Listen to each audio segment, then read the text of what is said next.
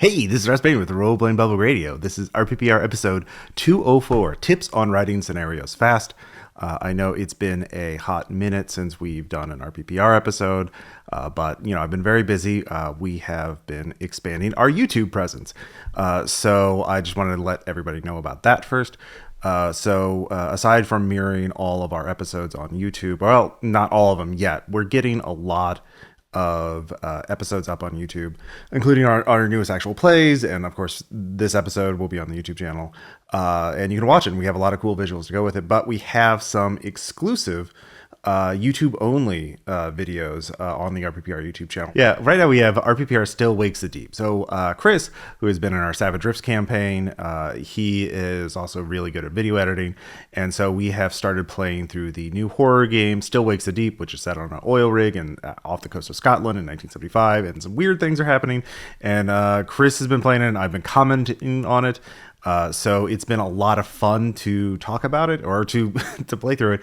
And Chris is doing an incredible job creating really fun, not just, let's play stuff, but enhancing it a little bit. So here, why don't we take a look? The most memorable thing about Doom 3 for me, actually, is that there was a EDM album, a trance album, called the album's called Circadians by the artist name called Protoculture, and he released this album with grabbing one of the voice logs from Doom 3 of a scientist talking about finding the Martian ruins and shit. And I loved that album. I listened to it a lot. And that's the most memorable thing about Doom 3 is the scientist talking about how the gate works through the galaxy. It's digitizing and analyzing all of this core data. Yeah, it's very... So the first 3 episodes are already up on our YouTube channel for everyone to watch, but the patrons get them a week early on through the RPPR Patreon. But we'll be playing through the entire game. It'll take a while to get through it because Chris is doing a lot of work to enhance the quality of this Let's Play video. Another thing we did is David had a quest at Gen Con this year to get a certain rare enamel pin. Not just rare, an ultra rare pin. I talked to David about it and we did a whole video to explain what the pin bazaar is and the whole subculture of collecting enamel pins at Gen Con. And we have some visuals to go along with that too. Obviously you can see the pins. I took some photos. And that's only available on the RPPR YouTube channel. So here's a clip. Even setting the speeder to maximum, I barely made it to that one booth before the running of the nerds came running through. Not for the claustrophobic. Oh, no. Yeah. And if you think it is bad to be standing in the middle of it, when you are seated, even though I was on a scooter, I could not see over any of the crowd, and it's a little bit terrifying. There was a reason why I had people around me the entire time. And you would be shocked at the sheer number of rude people that will say horrible things to you because you are on a mobility scooter. And I definitely got to see a little bit of that. I got to see the worst side of people. So, like I said, I've already mirrored a lot of the older episodes of RPPR and RPPR Actual Play on the YouTube channel, but I'll be adding more as time goes on, including game designers workshops. You can relive Caleb's entire Red Markets design and Kickstarter process. We'll just be adding a lot of stuff as I have time and energy to do that. It's a lot of work, but I'm really excited about it. I'm having a lot of fun making YouTube stuff, and that is something to keep an eye on. So be sure to subscribe to the YouTube channel. Not everything on the RPPR feed is going to make it to the YouTube channel and vice versa. So you need to keep an eye out on both of them. So it's just there's a lot of video stuff that doesn't really translate well to a podcast. So for the main topic of this episode, I want to talk about some tips about writing scenarios fast. And this idea came to me because, over the years, a lot of fans have asked for me to, you ran this great game in RPPR Actual Play. Do you have a version of it so I can run it? And I was like, well, I just have handwritten notes. In the last couple of years, I've switched to writing my notes in Scrivener, and I have more extensive notes. And so I have realized I can just publish. I can just write little scenarios and publish them as PDFs and put them on the Patreon, so people can get the actual play and the PDF so they can run it on their own. So I've already done this with the first scenario, which is a modern horror scenario compatible with all systems. It's called After You Die, Tell God He's Next. Now that title is inspired by the Giallo, the Italian horror films, which have great titles like Bird with the Crystal Plumage. So I wrote the scenario up. I ran it first for the RPPR Patreon. I ran it again for RPPR Actual Play, which you can listen to now on. I ran it in the Delta Green system, but it's easy to convert this to Monster of the Week or Cult or Call of Cthulhu or whatever horror system you like. Every month I have art commission for RPPR. And so I had Patsy McDowell, whose art you can see behind you, since I'm trying out the green screen to see how well that works. Patsy created a map and a new monster for this scenario, and so patrons can get this. But and I'm doing this again with Mouse Ritter. I created a scenario called Gunpla Island, and that'll be up this month sometime. Here's the cover art for it. And again, that was a lot of fun. And you'll be listening to the actual play, and that'll be on RPPR Actual Play, so everyone can listen to it. But I realize writing these scenarios in a expedient manner. I want to just get the story down and get the major beats. I'm not. It's enough for you to run it, but it's not a formal this is going to be in print. It's. I think if you're running a game for your friends or, for a convention, not looking for a formal book publication, you don't have to write everything that goes into a published scenario. So I thought I should give you some tips on how to write a scenario fast. Now, obviously, you have to make certain sacrifices if you're not writing to that, the highest standard for print publication, but you can still write something really fun and something very evocative and something really unique for your players. And so here are some tips I came up with to help you get you to the meat of a scenario, to the heart of it quickly. So my first tip is get inspiration from everything and anything. So for After You Die, Tell God He's Next, my idea came from I got inspiration from a photo exhibit, a photo project called The Library of Dust by David Maisel. Here's some imagery from it, and it's a very beautiful artistic art project of documenting these beautiful, very rusted and burnished copper jars that were left at an abandoned insane asylum. And the reason why these jars are unique is because they have the cremated remains of patients, from back in the 19th century. So it's a meditation on mortality and memory. And I thought it was very evocative and interesting. So I thought, what if, some mad necromancer brought them back? Why would he do this? What would be going on? And so that's where I got my inspiration for the heart of this scenario. So inspiration can come from everywhere. It can come from anything. Look outside of other games. Look to history. Look to art. Look to fiction. Look outside of gaming products and gaming titles in order to get inspiration for a scenario. You can repurpose a lot of interesting stuff into a scenario pretty easily. If you're just thinking about it, and what's something that's interesting about this? What's something that's unique? What can I turn this into a memorable adventure for my group? So that's don't get too hung up. Just grab and run it. Because if you're running for your home group, it doesn't matter. But I always find inspiration from obscure and interesting art and nonfiction. And I think that's a wellspring of ideas. My second tip is to grab assets from the public domain and Creative Commons. Now, the public domain is obviously copyright-free material that anyone can use for whatever purposes. Creative Commons are things that are copyrighted, but the creator has specifically allowed them to be used in certain contexts. Now, the reason I say look at these sources specifically is because these sources are often well organized into specific topics. They're more obscure, so people aren't going to be as familiar with them. Like if you grab something from, a major motion picture or TV show, people are going to instantly, oh, you're ripping this off, you're ripping that off. But if you're, and if you're grabbing something from the 19th century, people are unlikely to be as familiar about it. So the other thing is also you can grab things and repurpose them. So like what I did is I started looking up the history of insane asylums and started just doing some cursory reading. I looked up for maps of them and floor plans.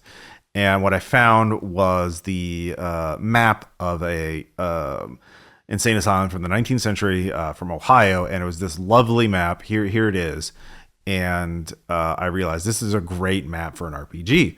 So that's what I used for After You Die. And then, of course, I had Patsy redraw it for the for this PDF that I put on the Patreon.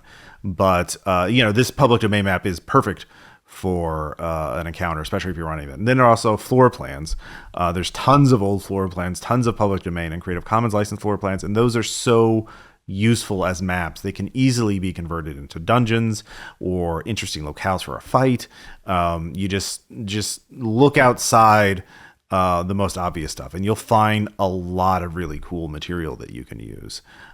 So like for Gunpla Island, I grabbed some Creative Commons and some stock photos and photoshopped them a bit to create the title. My third tip is to focus on what the players are actually going to be doing in the scenario rather than the backstory and the elements that go around the plot of the scenario. So I see this a lot in not just published scenarios, but when people talk about their writing a scenario for their own group, they talk about the backstory. They talk about like the elements that led to the adventure, not the adventure itself. So I now kind of focus on like, what is it the players are actually going to be doing in the scenario? So for After You Die, the players were focused on hunting a necromancer, resurrecting the dead at this abandoned insane asylum. And that was the heart of the scenario. So I focused on that first. Who is this necromancer? And then why was he doing this? And how do the players stop him? And like, those are the three questions I answered first in the scenario. Don't get too wrapped up in the a lot of elements, especially background elements that player characters aren't going to interface with directly, like the history of this organization or this antagonist, or the NPCs around it. It's very fun to do this kind of world building. Don't get me wrong, but if you're trying to write a scenario fast, just focus on the activities the player characters are actually doing in it. Are they transporting something? Are they guarding something? Are they trying to take out, slay a monster or a particular bad guy?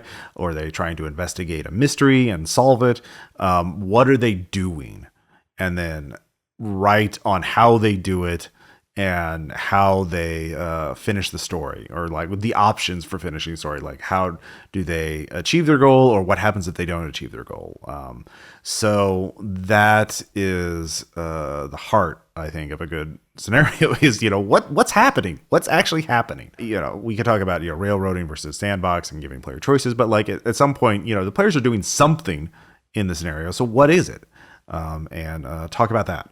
My fourth tip is also very important for, I think, a lot of RPG writers, because they tend to write, especially if you're writing like a dungeon crawl, something very combat focused, it's very easy to fall into the trap of making a scenario where the players don't talk to anybody. Like everyone's a monster or an enemy that has to be stopped or defeated.